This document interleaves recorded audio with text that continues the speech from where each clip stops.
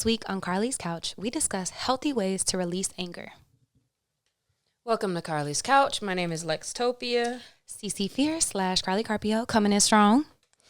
Coming in real hot. Hot.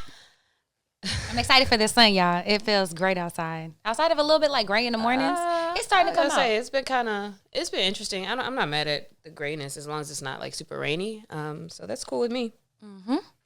But before we hop into the important discussion about anger, we're going to discuss this week's question from the couch, which is, if you could make any taste into an ice cream flavor, what would it be? I feel like we got a lot of good realistic responses. Some of my favorites being fortune cookie. I feel like I could see that. Funnel cake, fried plantain, like things like that. I was like, ooh, that's a good idea. Yep. And then we got some that are actually already ice cream flavors. So Southern Peach Cobbler, a couple people, Red Velvet Cheesecake from the Cheesecake Factory, Butter Cake. I know a few good butter cake brands and some vegan ones. Butter cake ice cream? Bread pudding. Got that twice as well. Okay. And then we got a couple of essential oils. So somebody says sandalwood ice cream, which I don't necessarily feel like that's a good idea, but maybe cool. Woody, nutty a little bit. And then somebody was like patchouli and walnut. Like how there's a little lavender and a latte. I like that you added that extra explanation because now I'm like, okay, maybe just a little oomph on your ice cream, maybe. And then I like where someone was going with dew, because when I was thinking about it, like fresh morning dew or something like that would be a nice like scent to be able to, or a nice like thing to be able to eat as an ice cream. I feel like dew flavor ice cream would be like cucumber, which also that would be like a sorbet or something. But I do think that freshness would be good. That would definitely have some kind of freshness. That's what I would call dew. I would really make it cucumber. Anything else? Cinnamon Biscoff cookie is cool. I don't know what a boysenberry is for real. I've seen boysenberry ice cream. So, I mean, sorry, not to like discredit you because maybe you haven't seen it, but like I've actually never seen a boysenberry, but I've seen boysenberry like jam and ice cream. And then someone also said Mexican churro. I don't know if you said that earlier. And then the last one, someone was being funny. So I love to cook and I love to bake. And so maybe like last year I was trying new kind of cookies. And when I bake a bunch of stuff, I usually show up to wherever I am with extra cookies. It's very random, but I do it. And I gave one of my friends one. And she called me. She was like, "Dog, can you make me cookies?" She was like, "I will pay you." She paid me last year to make her like 3 sleeves of the same cookie dough. So what was it? So she could freeze it. They're everything cookies. So they have like cornflakes in them, marshmallows, like chocolate chips. But it's a really nice brown butter dough. I love, So she was like, Carlie's cookies plus a peach crumble. So that does sound good. Was it the consistency? Was it like a Rice Krispie cake, or what do you call those things? Like it has so much stuff. It's a cookie. Yeah, it kind of like an oatmeal raisin, and it just has some stuff. It's like a cookie with more so like kind of the stuff on top. It doesn't take away the integrity of the actual cookie base, but when you bite into it, like you might pull away and have the little marshmallow or whatever. Okay, yeah, and I feel like any baked good can easily be turned into an ice cream. So some of these, I feel like we could do it ourselves. Like a savory, like a croissant ice cream, and it's like buttery. That could be good too. I mean, I feel like anything could be good in the right combination. So, I don't know. Thanks for your ideas. I'm rocking with most of them. And if you have an ice cream company, get on it. Right. So we are talking about anger this week. I've actually been dealing with a lot of anger recently, but I remember that we spoke about anger before in another episode. Which episode was that? 207. It's called Heated. How to deal with chronic anger. Okay, so obviously for me, it's probably still the same chronic anger from episode 207. So that means it's been over a year, but that's cool. Anyway, so let me jot that down for the therapist next time. However, this is important because in this episode, we're kind of a little bit more so speaking to when like the anger arises, what to be doing with that, and how we can get over and process anger, because anger is one of those things where it can be explosive and it can be easy to have like a consequence that affects others negatively, and yet it's still important to feel, and anger is an important emotion. Actually, asking you questions, Carlie, like talk about anger and like why anger is an important emotion. Like what is that for us? Anger is such a healthy emotion. I think that we label it bad often, and we get in trouble whenever we explode, right? Like, stop being angry. You have no right to be angry. Or even if you say I'm angry, it's like that's a bad thing. It's a bad thing, but it's actually not. Anger is a healthy thing, and it lets you know when you feel like you're missing something. So anger is like what they call a secondary emotion, meaning it's usually hiding you from a more vulnerable emotion underneath, like sad, disappointed, hurt, vulnerable, whatever the thing is. It's like anger is like the big scary monster protecting you from that thing underneath it. And oftentimes we're not taught how to healthily deal with it. And so it can turn into chronic anger, rage, all those things. But also whenever we never learn how to properly process and deal with anger, it becomes, it can cause diseases in our bodies. And so that's really what made me want to re-talk about anger, because I was like, I don't think we talk about healthy ways to release anger and to let go and process things outside of like, oh, journal. Okay, great. Right. And in this time, I feel like it's easy to suppress it. And, you know, you just kind of move on, or you're trying to think about other things or whatever. And yet anger is one of those things, like sometimes it just arises, or like you said, maybe it's connected to other points where you might be triggered by something and then you just get really angry. So it's very important to address it, because it is one of those emotions that just stays in the body, similar to like how stress is. Yeah, and it's so debilitating. Like if they look at the number one link between autoimmune diseases and cardiovascular, a lot of it happens in women, specifically Black and brown women. And so I'm trying to think of, I think that because we don't have healthy outlets, that's when it turns into chronic anger, because then we're not allowed to be angry. So we never actually go through the steps to process and deal with all of our anger.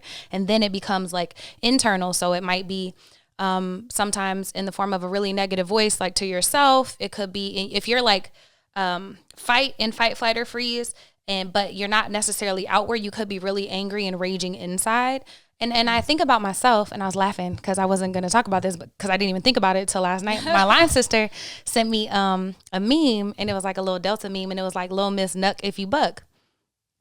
And I was laughing. I was like, "Aha, thanks, Tell, love you." She was like, "LOL." But yeah, I didn't realize I was angry in undergrad, because I'm a happy person, but I had never dealt with the anger in my childhood. So I had a lot of like pent up anger, and it would only come out at certain times, drinking sometimes. Not that I was like super angry with people, but I would be like, Miss Nuck if you buck, for no reason. Like, damn, why she dynamite all of a sudden? And I didn't realize that. I didn't know. And it was only like since then I can laugh at those things, like, and I'm still ready to get to it if I need to, but I don't have that anger. But it's only because I've learned how to process it. That's so funny, because I was exactly the same way. And that's why in undergrad I took up rugby, because I was like, man, I need to figure out a way to like let go of my aggression. Because there was with this one girl in my college, I didn't really have no reason to dislike her. It felt like we just had this invisible beef for no reason. Like we both just didn't really like each other. Like that. And I used to always tell my friend, like, ooh, I hope tonight's the night that she rub up on me wrong at the party. Like, you know, you be hyped when you go. Like that's every college party, I'd be like, well, I hope she stepped on my foot the wrong way so I could just go crazy. Like I was ready. Like I wanted to just like wild out. And so actually same. And perhaps for a lot of people, those college and young adult type years are some of the angriest, I feel, probably because during high school and teenage years is where like a lot of emotions and things are affecting you heavily. And so it probably is, that's where you have to start figuring out how to process like a little bit more childhood stuff and all that as you're starting to get away from, you know, staying with family and being on your own and all of that, right? And being around all these new people from all different places in college. So I could see how that young adult time is really where you got to figure out like what's what and where, you know, some of your things are coming from. So that makes sense, actually. But yeah, anger is no bueno if it is kept inside. And I would also venture to say it just doesn't even feel good. Similarly, like that's actually what happened to me a few weekends ago, is that I was just drinking way too much, and like I just be mad. And then later I'm like, I know, like I'm not angry at the people. It's just, I don't know, it's just those things inside of you, just like that's where your kind of insecurities start coming out, or you just want to like throw jabs at people and stuff like that. So yes, it even still can affect us, of course, to this day. So how do we get rid of all this? What are we doing next? Yeah, and yes, it's a liquid courage for a lot of things. And some of them maybe not so great, but I'm glad it's like a good recognition point. So if you can see yourself in any of these stories, or you notice maybe the same things, yeah, especially if you think you're not angry, and then if you're the type of person, I believe for sure, if when under the influence or, you know, in certain spaces or places, then stuff comes out, like, then there's something to address. There's something to process or figure out. And I know for me, I'm in the process of figuring out, like, okay, so what do you do? I was about to say, yeah, and even if it's not drinking, maybe you're like super angry in the car and you be yelling at people and cursing, got super road rage, or like little moments when you're by yourself that you know damn well you wouldn't be doing that stuff if anybody else was around you. That could also be a sign that you have a lot of like pent up anger and rage and aggression in your body. Yeah. And for me also in the moment, I don't really recognize when I'm angry in the moment until I see how it's affected somebody, or like everybody shut down, or you know they're like, dang, you don't gotta be so mean or whatever, right? So for me, I'm wondering like how, like, do you catch it in the moment? Do you feel it right in the moment that you're angry, or do you just react? I used to just react. Now I notice in my body the first thing. So if my heart rate starts to get elevated and I feel like I have to say a thing or do a thing, and my jaw starts to clench and I feel a little fire, I might be doing a little Arnold fist with my palms. Like I have certain body things, but I know like if I have an intensity in my face and I'm kind of like, like a little growl face, but I want it, or I just notice like super intense urge to say something and make somebody understand my point. I'm like, oh, I'm angry.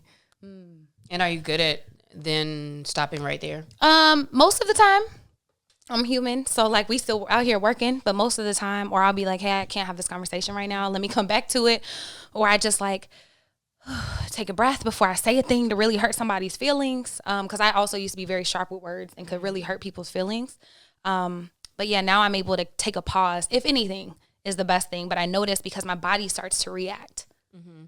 I will say sometimes in the moment though, one thing that is helpful kind of most of the time is if I really just say like the thing that's bothering me, or say the thing, even if it's a little sharp, getting it out is good in that moment.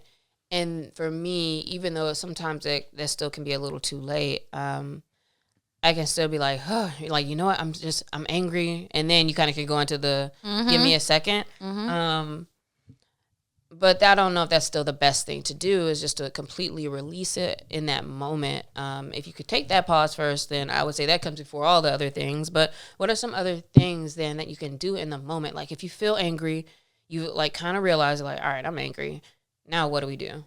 Yeah, so letting it out. I love that you said that it is important to say the thing, and you can preface it like, I don't know a good way to say this, but I'm very upset right now, and this is what's bothering me, right? But if you have a little buffer to let them know that you're not like, it's not an indictment on them, you're not being super rude and blamey, but you are sharing and expressing your feelings, I think that that's one step to start to heal our bond with anger, because again, it's just trying to protect us from whatever, feeling is going on.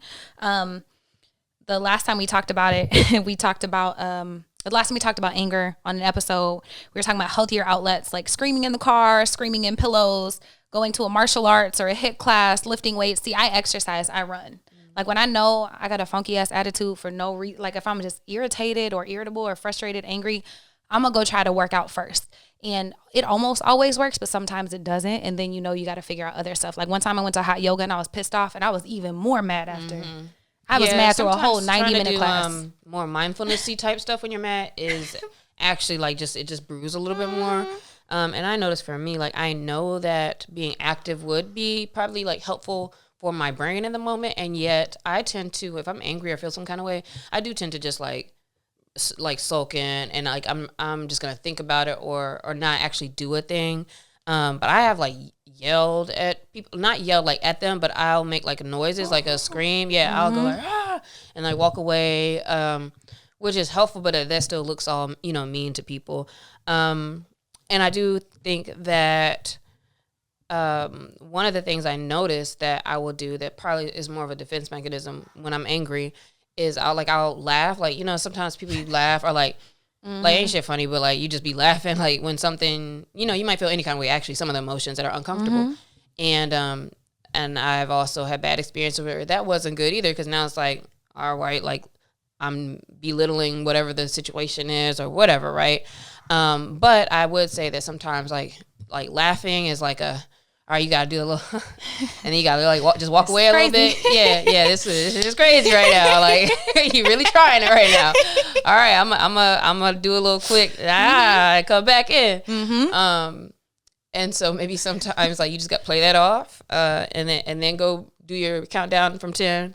Oh gosh. Yeah, I was about to say that's funny because I can feel myself getting a little elevated when we talking, but Yeah, I think that whenever we shut down, because that is a thing to not want to talk about it, but I think that that's the issue is when we start doing that so much, that's when it can build up and become other things. Yeah. And so as awkward as it is to find your own way to get stuff out is super important. Yeah. And so some things that I do like in the moment, I might do like a little, if I notice I'm clenching, I like clench real hard and I let it go for a second because that actually helps your body relax and release. Even if you don't like logically think it makes sense, it does. So you can tense your muscles and release. You can squeeze your hands and release. Clench your jaw real hard and release. Big inhale, big exhale. If you are by yourself, like let's say you had a really bad meeting with your boss or something, they say like you can push real hard against a wall, like as hard as you can, try to get all that rage out of your body and then let it go because the wall ain't going nowhere. You're not punching nothing. You're not breaking your knuckles looking like an idiot. You're just pushing on a wall that's not going to move and you will be okay. Try to find a stud on the wall. So like if you have cheap walls or live in a cheap apartment, try to find like a corner or something like that so you're not pressing your hands through it. These are funny and interesting tips. I just, in the time that I'm like that mad though, usually it's not always around somebody because you're right. Sometimes it will be like a meeting or something. You get off the meeting and you just, and I keep changing it from saying angry to blown because maybe I also have an issue with I need to identify things as anger. And I just went for 4 different things in that sentence, but I'm sorry. But now I'm here with identifying it as anger because also the other day I was talking to another friend and being like, man, I feel like I have some kind of an anger issue, but it's like I don't feel angry though, but like I know it's like anger. But really, I keep saying it's blown, and maybe part of it is like trying to deny you're angry because it feels like that's the bad guy thing to do. Is like I shouldn't be angry with them, or I should let it go, or you accept like that's how things are, that's how the person is. But maybe denying it is also part of the problem. I think we have to be able to accept that yes, we are angry, and then maybe that makes it easier to do these things. Because what I was starting to say is like, all right, if I'm angry, like. I don't know. I'm just not thinking that first, like energy release somehow. But like maybe if I start reframing it to in that first pause, be like, all right, I'm angry. And then you could think about the fact that now I need to release this somehow, as opposed to, I guess, really what my problem might be is a little bit of the suppression side. Yeah, and I love that. So identifying like frustration, rage, being blown, feeling like whatever, all of those things are anger and they are healthy and that's okay. Like being frustrated is fine. It's okay to be irritable during the day. Like these things are okay. So the first thing is like validating yourself and your emotions. So that's like telling your inner child like, bro, it's cool. I got you. Because remember, most of the time anger is protecting you from another feeling. Whatever that feeling is, it could be fear, anxiety, hurt, pain, need, someone not meeting your needs, disappointment, not wanting to get let down, all of those things. And usually that's what is blocking you from, but it's only, I say, energy expenditure because a lot of times it gets built up in you and that's what needs to happen is you need to move your body to process emotion. So anytime we just lay somewhere, our emotion just gets stuck in our body and starts to build and pile on. And so the first part is all of that expenditure. So jumping up and down, maybe you like airboxing or whatever you doing right now, like you just like mad real quick and that's okay. And then you feel silly. And then you'll have a little bit of time to move into some of the more chill, reflective, meditative processes whenever you can figure out really what the fuck is going on. Yeah. And this is where you can sit probably in a little bit more of mindfulness activities and whether it's to get it out of your mind. So like I was suggested to like free write and I'm always like, like you said at the beginning, like, all right, there's more than just journaling and just writing. But also still sometimes you just got to get things out on paper. In the same way, sometimes I'll just talk into my voice memo in my phone and just like talk until it's like, all right, now I'm thinking about what I'm saying. Then it's like, well, I'm done. Or same with writing. Like I'll write and then when I have to start thinking about like what to say next, and it's like, well, I'm just done. And that could be helpful too, especially because a lot of times with our anger, it feels kind of silly. So you may not want to just like call somebody like, girl, let me tell you, da-da-da. Like not every time. Sometimes it's like you just got to like get the feelings out. And really a lot of times when I look back at a note that I wrote or listen back to something I said, what I do here is hurt. Like it's like, oh, this is a hurt person. Like this is a hurt people situation. That's it. And then you could kind of dig into accepting what those feelings are. That's what I was about to say. So somatic exercises, which are like feeling, hearing, like these sensory things for like going to a sound bath. I do self-soothing. Like when I'm angry, sometimes I'll have one arm and I'm kind of just rubbing my arm and it makes me mad every time. I'm so mad and then I start crying and And I'm like, damn, I really was just hurt, but I want to be big mad right now. And so a lot of times it is about finding a way to release that hurt, or even, but you got to allow yourself to have it. And a lot of times we don't solve your we problems don't too. allow ourselves to have it, but we deserve those, like, and that's also a really good way. If you cry, I promise you're not going to be mad afterwards because you're going to get it all out. But so hugging yourself, maybe you're doing like the butterfly tap, which is like thumbs crossed on your chest, and then tapping. You can do body tapping, EFT techniques. There's a bunch of those that are like scientifically proven to help release emotions.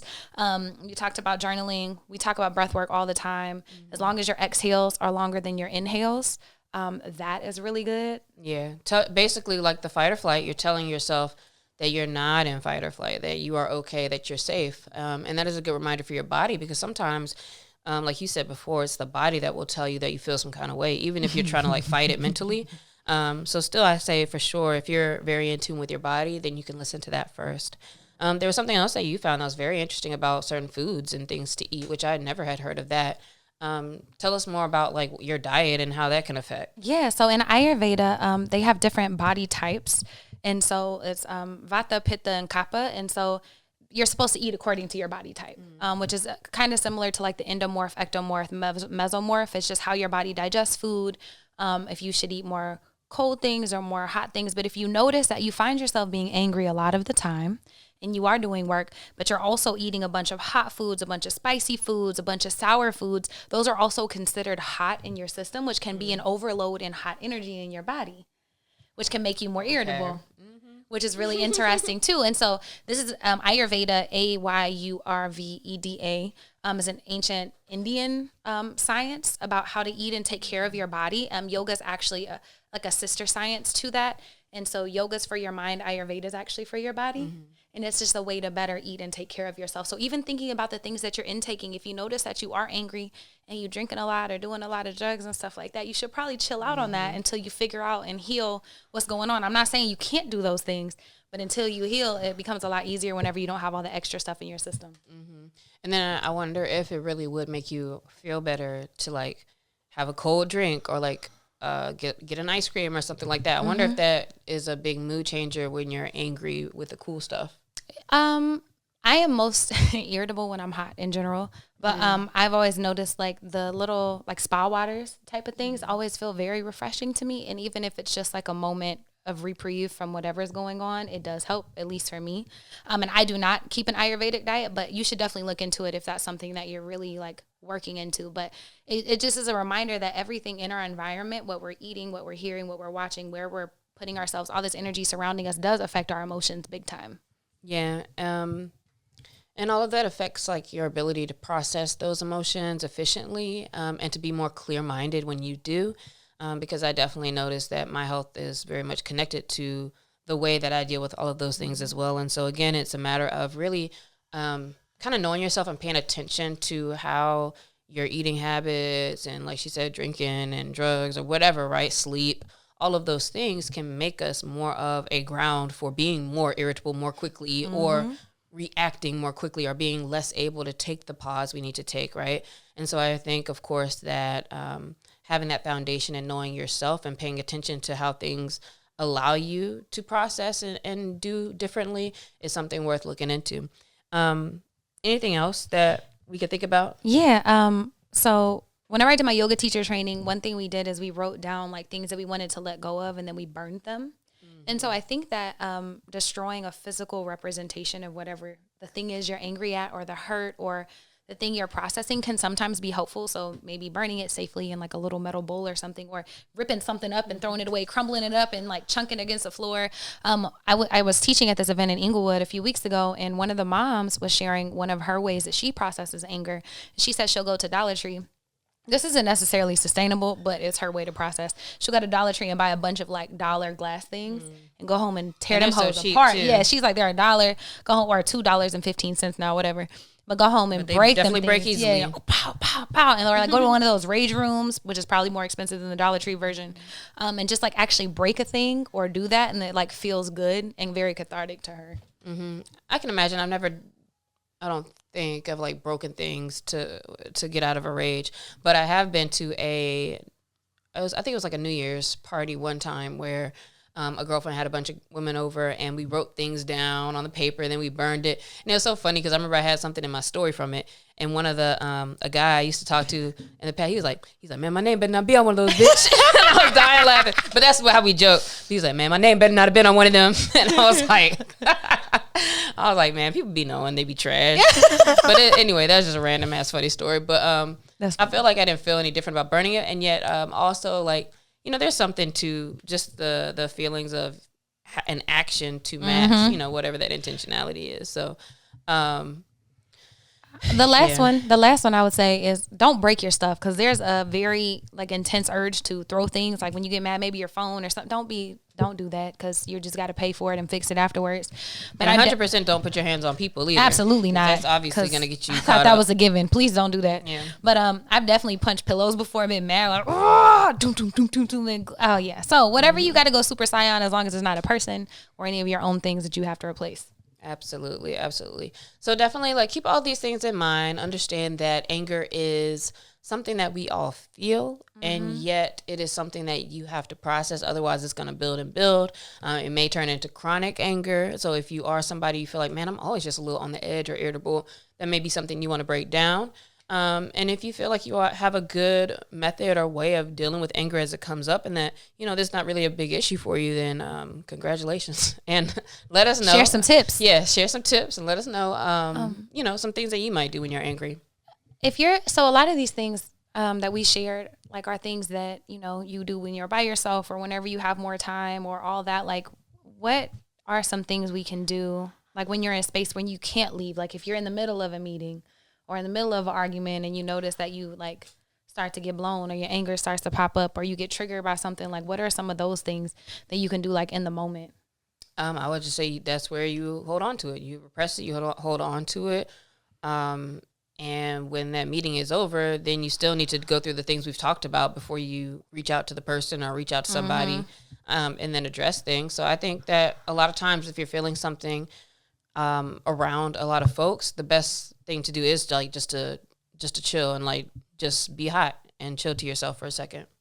Yeah. And if you are like in an argument or something, always take a big inhale, big exhale. Try to take a pause before you do say something super harmful. Like your feelings matter, but in that moment you might not be able to articulate it. And also it's really hard to articulate when you're yelling at somebody. Like they're not going to hear you, and that's not going to be a safe space for that conversation. And so just thinking about how you can like finish what you need to, get your space, and then be able to come back more well-rounded. Absolutely. Alrighty, well, we hope that this was helpful for you. If you have some angry folks in your life, go ahead and send them this on a slide. Please. And we hope you have a great anger-free, preferably, week. Bye, y'all.